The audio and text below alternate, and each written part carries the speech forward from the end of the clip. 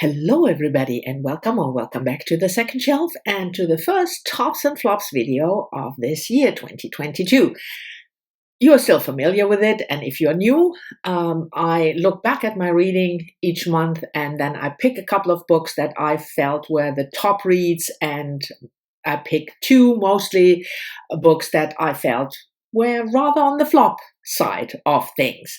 Sometimes the flops are really books that I thought were bad books or irked me, but a lot of the times, like this time, I had a good reading month, so the flops were not horrible. They were just, first of all, not for me, and to quote Brian, kind of meh, not really working.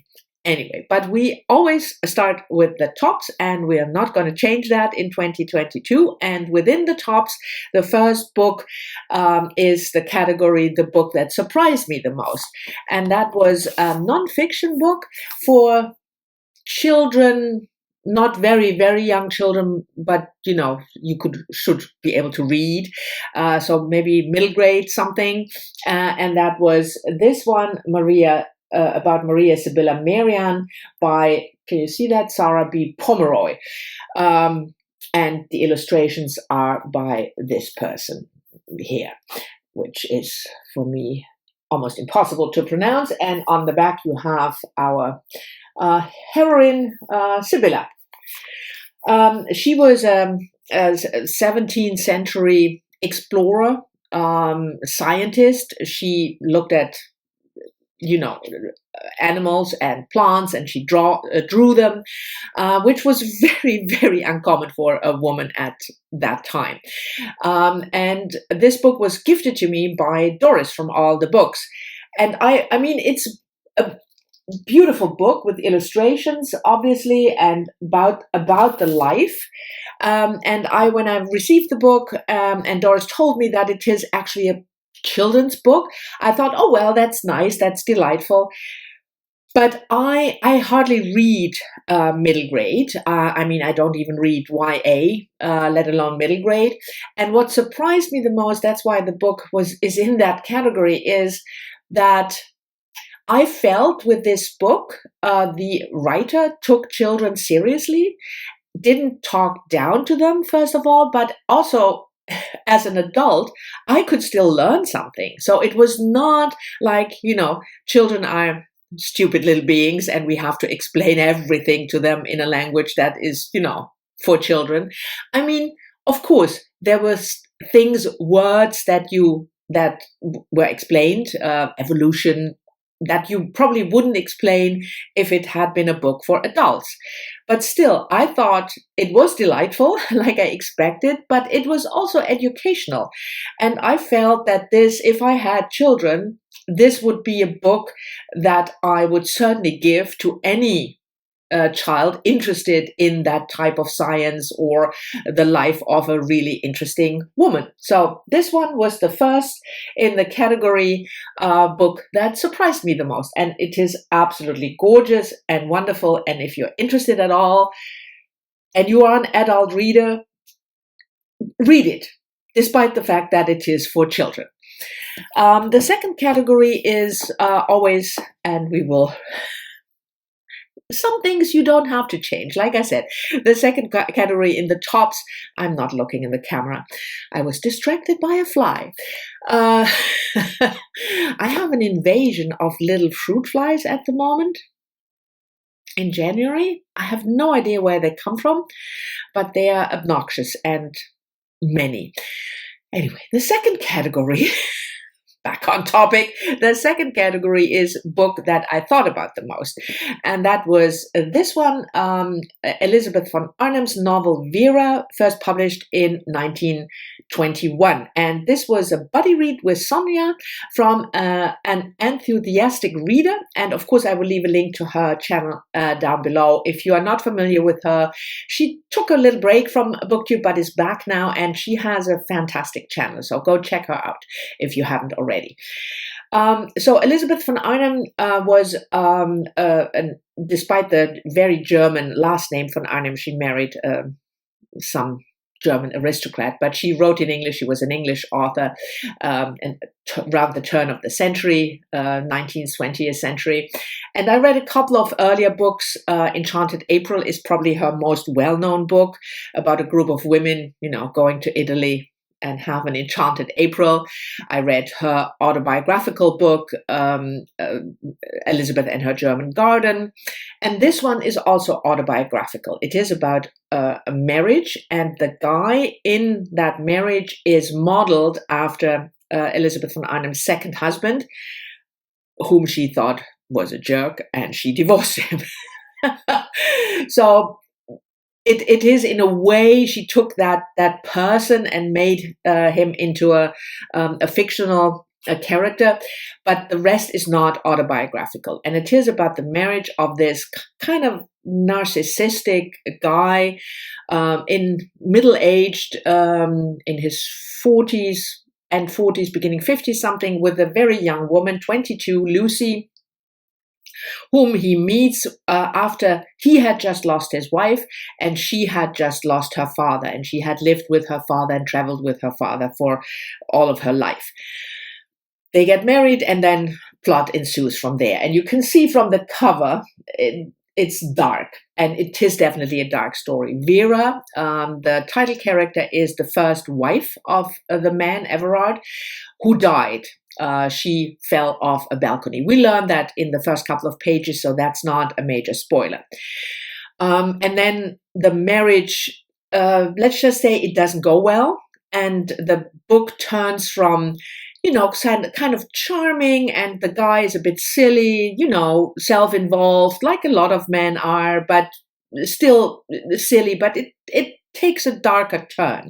And that's all I'm going to say about the plot. But why did I think about this book so much? It is because the portrayal of this not good, abusive marriage and the entrapment is so extremely well done, but it could have been written like a week ago. I mean, not the aspects of the setting. It's obviously, 1920s. The way people live and the way people talk, and they don't have mobile phones and stuff like that. But the dynamic of this marriage and the way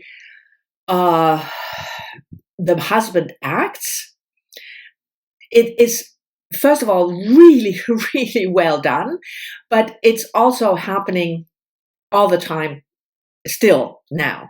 If you look at abusive marriages, whether it's with physical abuse or whether it's just, quote unquote, psychological abuse, the mechanisms and the structures are still the same. And that's why this book will stay for me. Like Sonya said in her video, she really thought it was a good book as well, and it will stay for me for quite some time.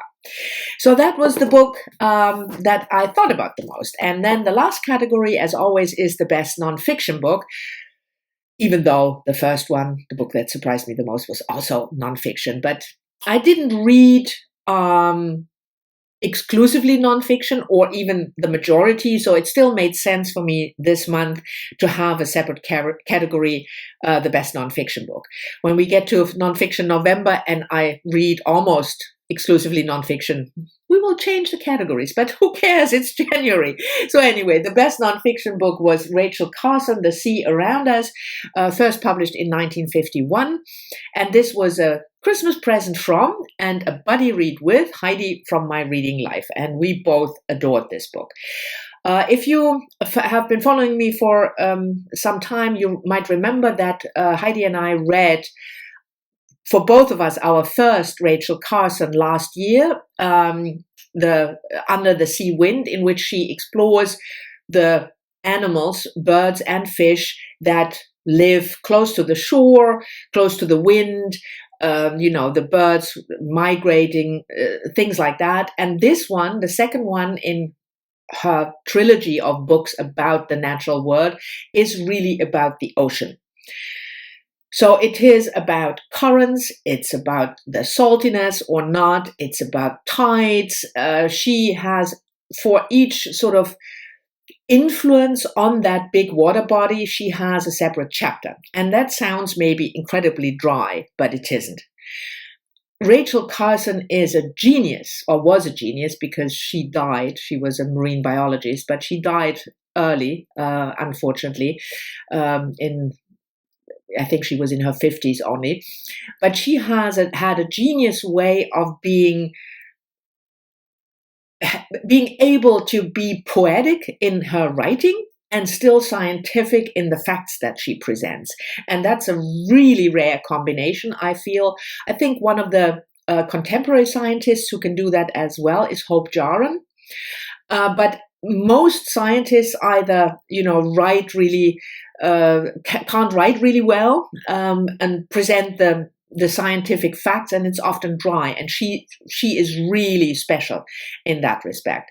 So I love to learn about the ocean. I have to say, I was lucky to read it with Heidi because, of course, in some respects, the book from 1951 was outdated. Like, for instance, the way we now measure temperature in the ocean. We do that with satellites, for instance. They didn't have satellites in the late 1940s. So some of the research methods, but also some of the status quo of the research, what is felt to be that's the way it is outdated. The age of the Earth, for instance, is now much older. We know that the Earth is much older than Rachel Carson knew in 1951. But still, the book has, despite some of the chapters that might be outdated, but it has so much value about, for me as a non-scientist, teaching me about this huge body of water that surrounds us all. And I'm a land person. I'm not living close to the ocean. I grew up close to a forest. So it's not something that is very familiar with to me back growing up. And again, I was lucky enough because Heidi grew up close to the coast. But if you're interested at all in nature and in oceans in particular, and this is about the body of water, again, it's not about the animals and it's not about human influence on the oceans. She writes about that in The Silent Spring, which I will read next. But it is really about the ocean and the water and, the landscape under the water, stuff like that. Highly, highly recommended if you are at all interested in that topic. So these were my top 3 reads of January, and on to the flops. And this time, like I said in the beginning, it's not books that are horrible, but yeah, didn't work for me. I didn't think they were very good. And the first one, it pains me to say, it really pains me to say, was the Ursula Le Guin book I read together with Adam in January, Malafrena, a novel first published in 1979, but started much, much earlier as her first book. And it got rejected, and then she turned to sci-fi and became famous. And this book she worked on the book for many, many years, and then it was published finally in 1979. And as you could gather, it's not science fiction. But what you can also gather is if a book by Ursula Le Guin makes it into the flops, I had a really, really good reading month, that's for sure. So this book is historical fiction in a way, because it's set in 1815-ish till 1820, 25 in Europe, but in a fictional country, Orsina.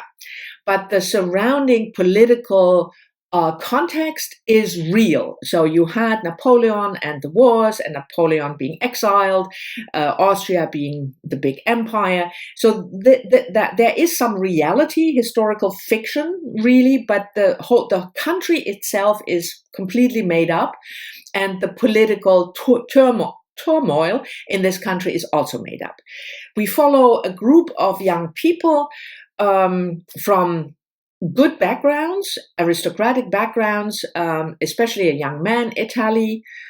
I still don't know how to pronounce that name, and I couldn't find anything, but I'm just going with Italy, who doesn't want to live on the estate as the heir, but goes to the capital because he wants to be a revolutionary, and he has a newspaper,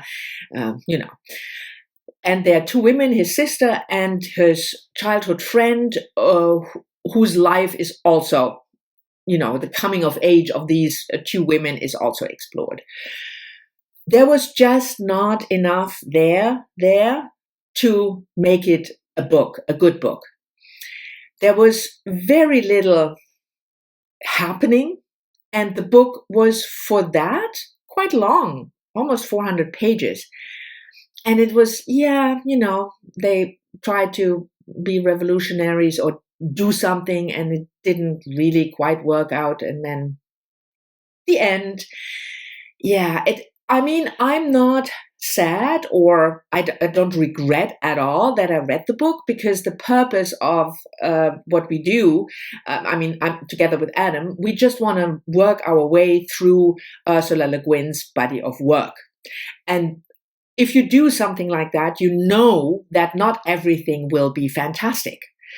So I'm happy that I read it, because you could see from the themes that she explored in the book, you could see themes and topics that would then come back in some of her most famous sci-fi books. So there is this idea of what does it mean to have a home or to be at home, friendship, but also what does it mean to be a good person involved in politics. And politics always plays a big role in Le Guin's sci-fi. So it was really good.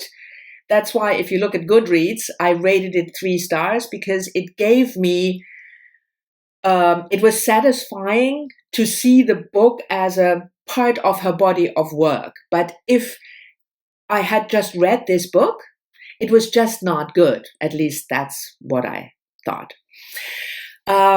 unfortunately. And the other book that was not a success for me was a book that I read for Invisible Cities. If you're not familiar with the project, I will leave a link to Natalie's from a Curious Reader channel down below. She explains everything. She's one of the organizers. But in short, there's a group of people who organize Invisible Cities. And for each month, they pick 2 countries. And they are announced way ahead. So I already know what we do in March. And I think April is coming up really soon. So you have enough time to prepare.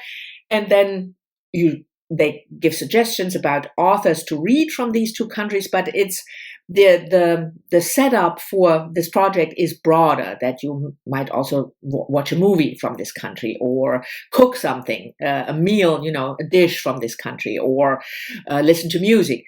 As I said earlier, I don't do that. I just, read one book from each country. Long-winded introduction, and the book I want to talk about is The River Song by Suchen Christine Lim, and that was my pick for Singapore, because January, one of the countries they picked was Singapore. And I have never read Suchen Christine Lim before, but she is one of the really well-known authors. I just had to look up when the book was published. I'm sorry, 2014. But the book just, didn't work for me for the same reason. There wasn't enough there.